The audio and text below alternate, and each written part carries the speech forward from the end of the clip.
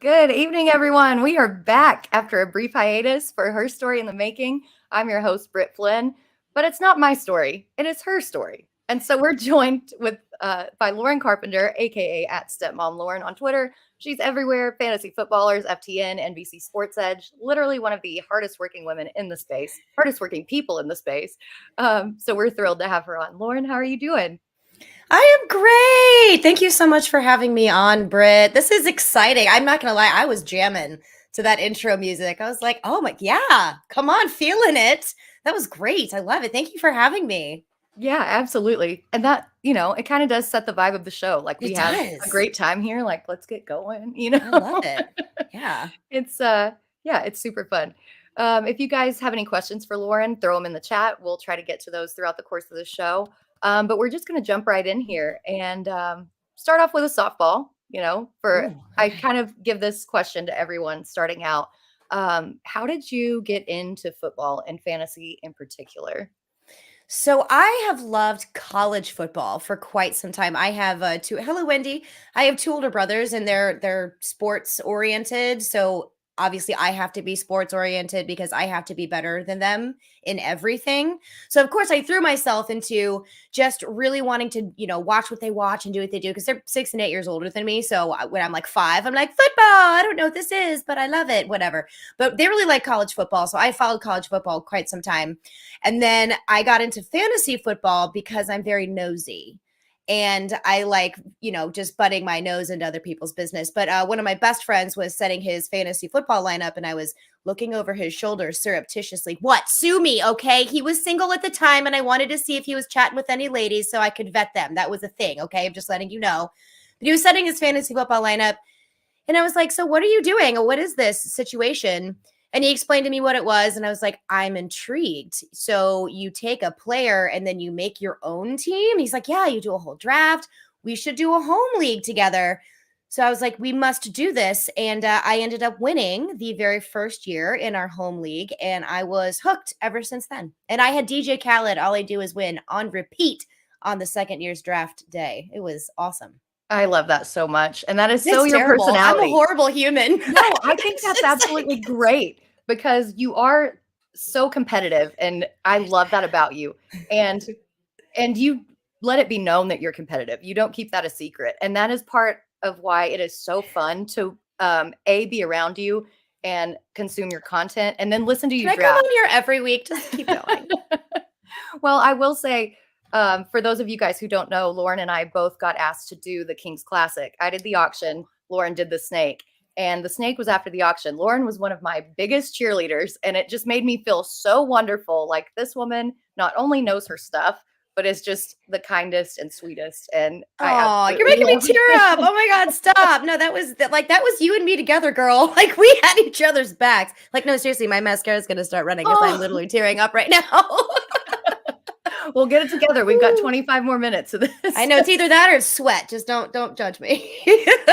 Oh, Yes. it's Okay. good. Oh, Now I my love whole it so screen much. is blurry and I can't see you, but I'll just pretend. Yeah, it's great. Just, Um, Smeared. so this is another funny story talking about, how outspoken you are about football.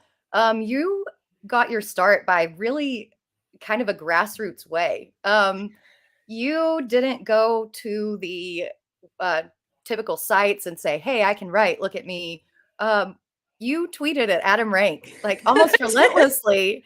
I Um, did. how and then he took notice of you. How did that relationship start, and how did it kind of evolve into a career? Because I think that's so That- cool. Like, shoot your It is shot, put yourself It's out really there. funny. Oh my God, it's so funny. So, back when, like I said, when I first started playing fantasy football, and then as I mentioned, I'm super competitive. So when I get into something, I want to be as good at it as I possibly can. And if it's a competition, I want to win. So I was watching every single fantasy football show you could possibly imagine, listening to all of the podcasts. And at the time on the NFL network, they had, I think it was called Fantasy and Friends, where they actively ask you to tweet them, during the show. And then they, the host will, try to get back to you. And there's this one episode where Adam Rank was wearing this literally a navy blue velvet blazer. And it was like chic, but like very unexpected. So I just randomly was like, oh, I don't think he's ever going to answer. But I was like, are you wearing a blue velvet blazer? And he literally responded right back, was like, yeah, what's wrong with that? I was like, nothing. I guess it looks good on you, but blue velvet? And it became a thing. So I ended up messaging him, and because I think he followed me back on Twitter. So I ended up messaging him, telling him that I was in fantasy football, and I watched his live shows. And he's like, oh, thank you so much for the support. I ended just hopping on his live streams and just interacting. And he's one of those really genuinely nice people that will respond. If you're a nice person, he's going to respond and get back to you too. But we just ended up, he had this on his live stream. He wanted to start his own fantasy football league, like a listener league, if you will. And I ended up winning, I guessed a trivia, is his own trivia question correct. So I was in his league. And then just since then, it's spiraled. But he was actually one of the people that really pushed me to say, like, okay, you have a Bachelor of Journalism from University of Missouri. You love this. You like to write and research. Why don't you just write something? And I did. And I actually just posted it in our group chat for that same league. And one of the dudes who was in that league actually was a writer for Fake Pigskin, which I actually don't have on my resume at the moment, but I just kind of freelanced for them just randomly. And then that started the ball rolling and started going on live streams with the Fantasy Whisperers with Johnny and Big Travie. And then it just kind of spiraled out of control from there. Like just in a cute, like not even a snowball. It was like an avalanche. It was crazy. Well, I will say that tends to happen when you are that good at what you do. We do have a question in the chat from Wendy. She says, Lauren, do you play in Dynasty Leagues as well? I'm scared of it. Wendy, that's an excellent question. I am terrified of Dynasty. I also suck at it. So no, I'm not in Dynasty. If I'm not good at it, I won't be in it. So I'm kidding. No, I'm not. I'm really bad at Dynasty. Like I can't handle the 3,000 like trade like situations I find myself in, because then I get verklempt and overwhelmed, and I'm like, no, I can't do this. I don't do Dynasty mostly because my brain needs a break because of the amount of football that we do in this industry. And Britt, you know this, the amount like we just have like overwhelming our lives for 4 months is insane. And so I have to step away from football if I'm going to survive. If my little gray cells, as Agatha Christie's Hercule Poirot likes to say, they would die. So I stay away from Dynasty for that reason. But don't be scared though, because Dynasty leagues, just get into the right one with good people that you know, and then always have a trustworthy friend or two to bounce some of those trade requests off of so that you don't feel like you're getting taken advantage of. Yeah, I think I'm kind of in your same area of Dynasty. I'm too impatient. I don't like having things like I want to redraft a new team. I don't want to be stuck with my poor decisions. Like I can do that for one season. Then I want a clean slate and start over. Yes, absolutely. But you did mention in that answer that, you know, you do take time off, which is something that a lot of people don't do.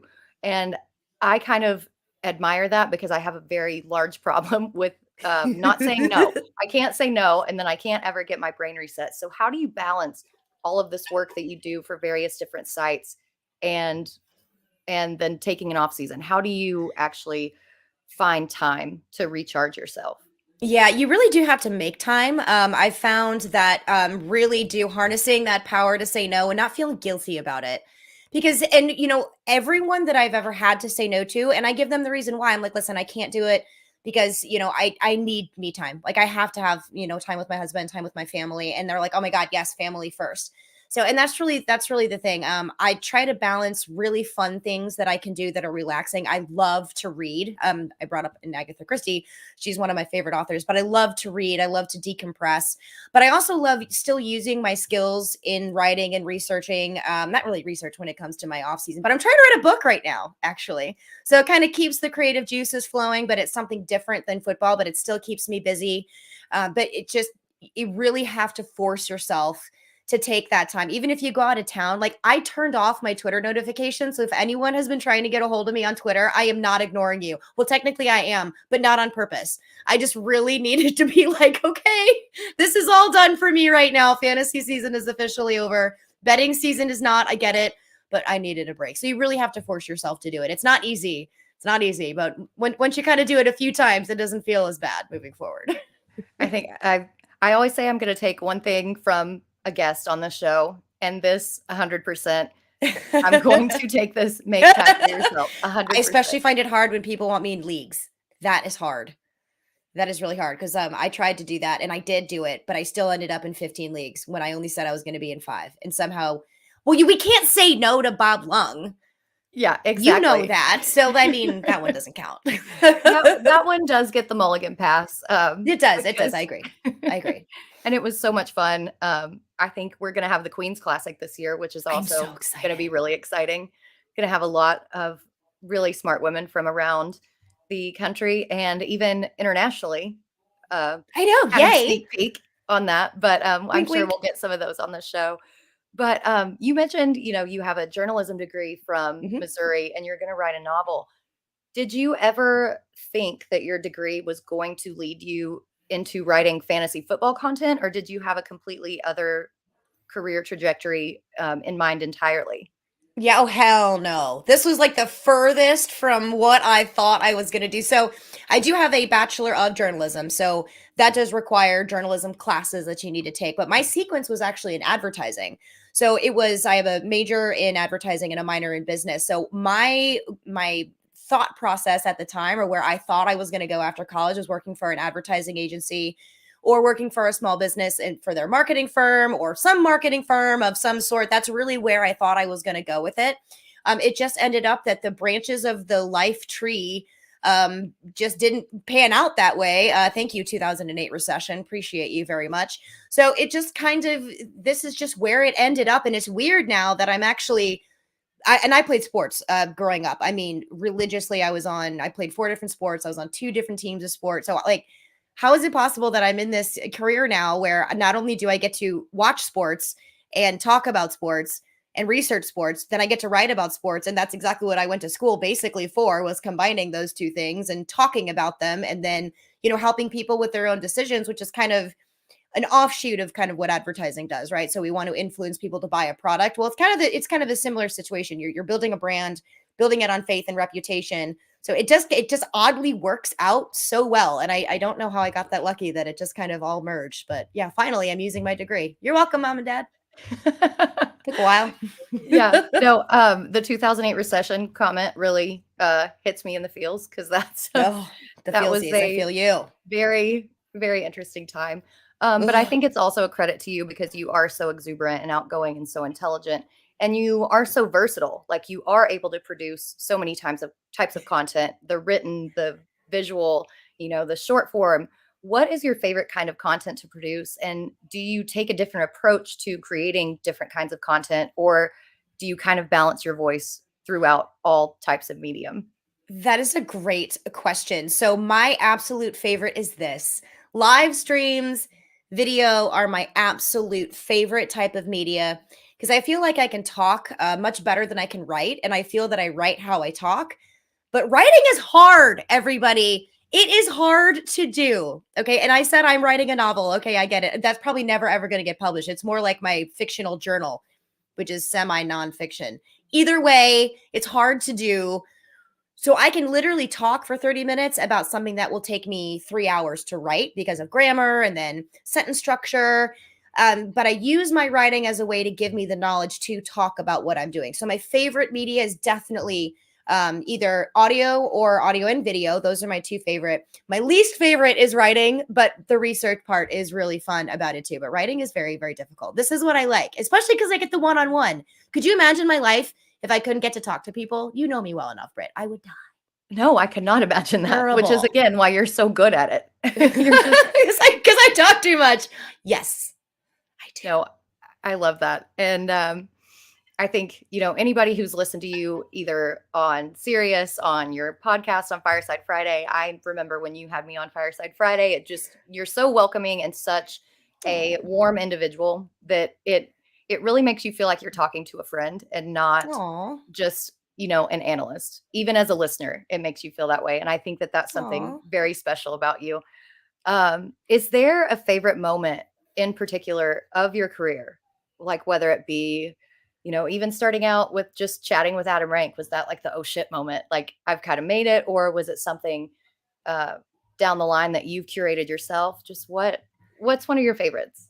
Yeah, like the oh shit moment was definitely hearing back from Adam Rank and just having that become a friendship, because Adam Rank and I are pretty good friends now, which is really neat. But my greatest moment so far in my career, honestly, is going to Canton and meeting everybody face to face. That was the apex of so far in my career of doing fantasy football, was being able to put human bodies to faces that I already knew, and then, faces to names that I had not seen yet. And what's up, Jorge? And Jorge was one that I got to hang out with too in Canton. That was a ton of fun. And also participating in like the big time Kings Classic and all that. That's fun, but it really was getting to know everybody in person and getting to see their personalities outside of a podcast or outside of a video. And that was really, really special. And everyone is so incredibly welcoming, and you feel that through your interactions with them on social media, through interactions on, here we are right here on this podcast. But when you get to do that for a whole entire weekend with human beings, and just really dive in and get to know who they were, it's like, it's not fake. Like, it's not fake what people are like, and just the genuine support that everybody has for one another is really heartwarming. My husband said it the best, Jeff, after he, according to Scott Fish, who says that Jeff won the expo. Thank you, Scott. I appreciate you. He said, he's like, I have never been in a whole entire weekend with thousands of people and nobody got into a fight and everybody likes each other. He's like, this is weird. And I was like, well, yeah, like we're all here to support each other because we all really love the same thing. And that was the greatest moment for me, was just being able to live it in person with so many people. Yeah, and I think that really speaks to the entire character of the fantasy community as a whole. Like, Agreed. we do really care for each other and look out for each other, and we like to collaborate to, push people into different mediums and outside their comfort zones. But there are inevitably those people, whether they are listeners, watchers, readers, whomever, that don't necessarily give you that same kind of respect. I feel like you deal with those people expertly, whether they Oh, are thank trolls you. in the chat, whether they are trolls on social media, but they definitely come with their share of challenges. So, what challenges along those lines did you face early in your career? Not only kind of being new to the space, but especially being a woman.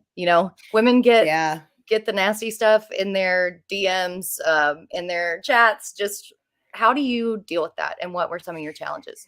So the biggest challenge I had in the beginning was not taking the trolls to heart, right? Because literally they are. And what I ended up doing was, like, when there was a troll, I would like message them. And like a couple of them actually like apologize, and they're like, I'm really sorry. And now they follow me and we actually decent to each other on Twitter, which is really funny. But it was really not letting that kind of stuff come like, get to me, because it really had nothing to do with me. It had to do with them. And it's just like, get out of here. What did alleviate that is, especially on the live streams on social media, just being able to say whatever I want to say is fine. Like, when some creepers like, show me your toes, and it's like, no, weirdo, like, you know what? Go get a job and move out of mommy's basement. And then like all the other people in the comments are like, burn. And then you can just kick them off your live stream. But whatever. It was just kind of being playful with it and just not taking it seriously. But then once you kind of reach that point where you're okay with just, whatever, then it's the people who are serious in the industry who don't take you seriously at first. And that's one of the things we actually talked about when we did our panel together. So I'll repeat it here now. I'm sorry if this is already been said, but I apologize, everyone. You have to hear it again. It's the qualifying of the fact that I know what football is. Like, I know what this is. Like, I know what the A gap is. I know what cover two is. Like, I know these things. I know what a quarterback is. Like, I shouldn't have to qualify myself and prove that I know what football is to know what fantasy football is. That was the most annoying thing. It's like, okay, no, like, stop. And then the intimidation for some, men, when a woman knows more about football than they do, it's kind of an immediate like standoffish, like that it's combative, and it's like, I'm here to talk to you, like bro, like, what are you doing? Like, no, like, oh, that is so irritating to me. And that's something that I do still struggle with too, because sometimes I'll just be like, what, because I'm a woman I don't know how to play fantasy football, or because I didn't play football. Did you? Because most people don't, like, sorry. That's I still find that really irritating. and that I have to work through that and just kind of understand that's part of the motions right now. And hopefully that will change and evolve as the years go on and as more podcasts like this, and especially this one, gets bigger and bigger and people start taking women in this industry more serious. I still think plenty of people do. It's just those few that just kind of look at you down their noses like, oh, cute. Oh, she wants to be like her husband or like her boyfriend. Or the one that really drives me nuts is like, oh, does your husband run your team? Oh, Like, God. do you want me to punch you in the face? Because I totally will. Like, it's going to hurt.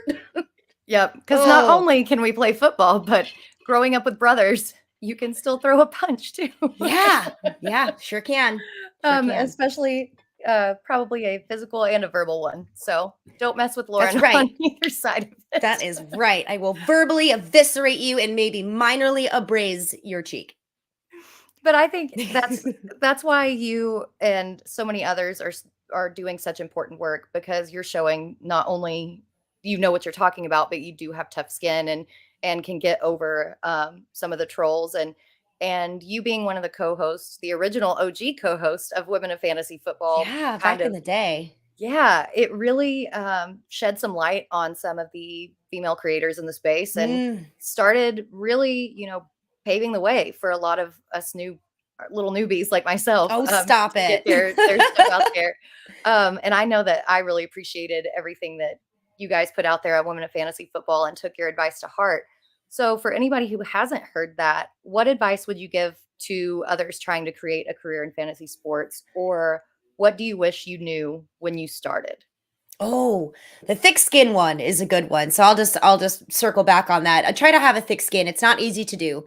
And don't expect to have it overnight, and don't expect to have it immediately. That's okay. It takes a little bit of time for those things to get diluted and watered down. So that's all right. It's also okay to fail. Like, just because, you write an article and, not everybody loves it, just take, constructive criticism well and learn from that, and then, move forward. But try. You have to try. If this is something that you want to do, don't wait for the opportunity to find you. Put yourself out there. But the number one piece of advice that I have aside from that is always, always, always be respectful on social media, because you never know who it is that you're talking to. You may not recognize a name, but just because you don't recognize a name doesn't mean that they're not an anchor on ESPN.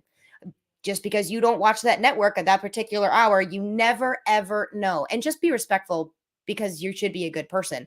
But it's especially in that way. Just because people come at you does not mean you have to go back at them. It just leave it or block it, delete it from your timeline so you don't have to see it anymore. Just always remember to treat every single person, even the trolls, just be respectful, be kind, and put the work into it, and don't give up. That's such good advice. And again, another note that I'm going to put on my board from this episode, because it's so hard sometimes to not lash back out at somebody. Oh, girl, you know me. How many? You. I say it to my husband. I'm like, this is what I would say. And I'm like, oh, and I tell him, and he's like, yeah. And I'm like, but I'm not. No, I can't do it. But sometimes it feels good to write it out and then erase it. It's kind of like the burn book for Mean Girls. Just get it out, honey. Just get it out. Yes, just get it out and be all aggro. And then it's like, no, you faze me not. Well, although it's funny, I just like, especially responding to the trolls, if they're totally wrong and you're like, no, that's actually not what I wrote. And then whatever, they never respond back to you. And it's like, so where'd you go? Right. You like come at me and then you just disappear. That's irritating. I think sometimes fulfilling. It is, because I think that they are just expecting you to not know what you're talking about. And they're trying to push a button just to see if, you're going to say something stupid, which obviously you're not going to do. And then they never know. They kind of get thrown aback by the fact that, you actually do know what you're talking about. But that's something that a stereotype that we're working to break in this industry. Yes. And I think the more and more women who get out there and put their work out there, it might take a little while longer than we think, but I do think eventually that is going to change. And people like you have been a huge part in changing that stereotype. So, and there's also been so many people up in the industry as well. Not only women, like Liz Loza, Jen Piacenti. I mean, so many different of the big names that we've heard of and seen on TV. But there's been a lot of men who are also 100% behind women in the industry too. And so don't be afraid of that either if you're a woman, or even if you're a young man or older man or whoever listening to this. This isn't just advice, isn't just for women. Just put yourself out there, be respectful, and try something. I mean, this was a side hustle for a while. I actually owned my own business building websites for small businesses, and fantasy football took over. And now that's my side hustle, and fantasy football is my main thing. So you never know where life is going to take you, but there is a lot of support in this industry, men and women, higher upper echelon, if you will, all the way down to people who are below you, if you will, as in not as many followers, or maybe someone has more followers than you, whatever. We're all here for each other. And that's why I mentioned Canton, is because it really does give you that, like, we are in this together. Like, we've got this together. Yeah, this is a very togetherness. Am I saying together too much? I think so. No, not at all. Together. Bust out kumbaya and we'll be all set. Yeah, let's get the drum circle going. Yes. Pretty sure there was a fire pit in Canton too. Who's going to bring the drums for the drum circle in Canton? Oh my gosh, that's right. There was a fire pit in Canton. I may not remember one or two nights. Just mental note for next year. We'll see. But since this show is called HERstory in the Making, we haven't really touched on your work specifically. And I think that that's another very big important aspect. Like, we know that you're taking a break now, but you've definitely got a bunch of stuff coming up. So tell us how you kind of see your story continuing, what some goals are that you're setting for yourself, and just what you've got upcoming over the next few months, few years. Where do you see yourself? Yeah. Well, personal note, we're building a house. So hopefully that gets started soon. Please, fingers crossed, truss engineers, come through for me, man. Come through for me. I want to get started on this house. Other half of professional life, not football related, as I mentioned, I would really want to get started, and I already started it, but I really want to get moving on my book. That would be something really fun. I'm also helping a dear friend of mine whose brother passed away. I'm going to help him finish his brother's book as well. That's just the takeaway from football, like to get my mind off of football stuff. For football, I'm really not sure. It's just kind of where the waters take me, and we'll see. So I really love what I do. I really would love to pursue more of the video aspect of it as opposed to a lot of the writing. So I may move away from that next season. I'm really not quite sure. Maybe go a little bit more video if that's something that is available for me to pursue. But we'll kind of see what's available, because it's tough in this industry, right? So I'm lucky that I have my foot in the door of 4 different networks right now, and then maybe be able to pursue whatever it is that kind of just falls into place. But we'll see. It's crazy. Like, I feel like every single year is so different. It's like impossible to try to predict, which is fun, which is why we like it so much. It's like every single Sunday, you never know what's going to happen. I tell everyone, if I had a crystal ball and knew what was going to happen tomorrow, I would own Belize.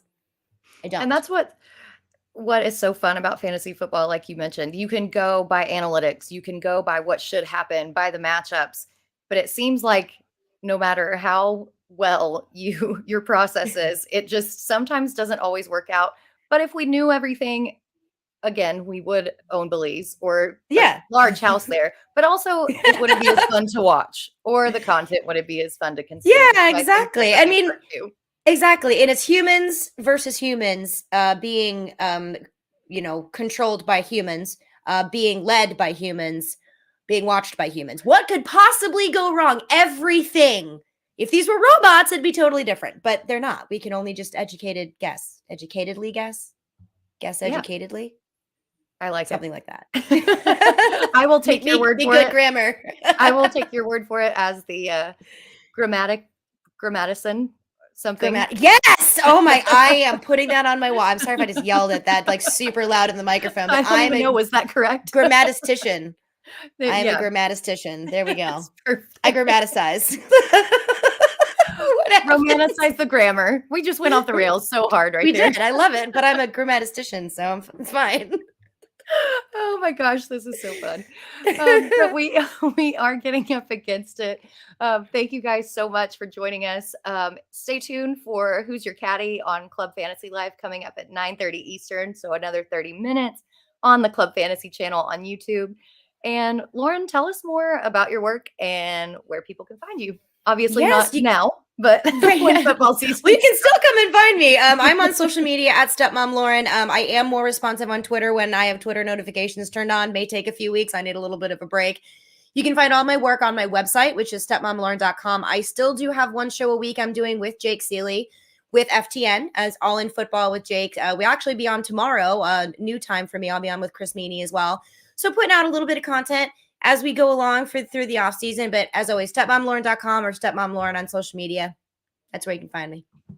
Perfect. I love it. Well, you guys tune in 2 weeks from today, same time, same channel. And thank you again, Lauren, so much. I can't wait for Canton so that we can We need see a each other karaoke, girl. face to face again. Oh, girl. Yes. Yeah. Let's go. I already have Let's songs go. picking out. All right. You and I are texting after the show. Love it. Thanks, guys. We'll see y'all in 2 weeks.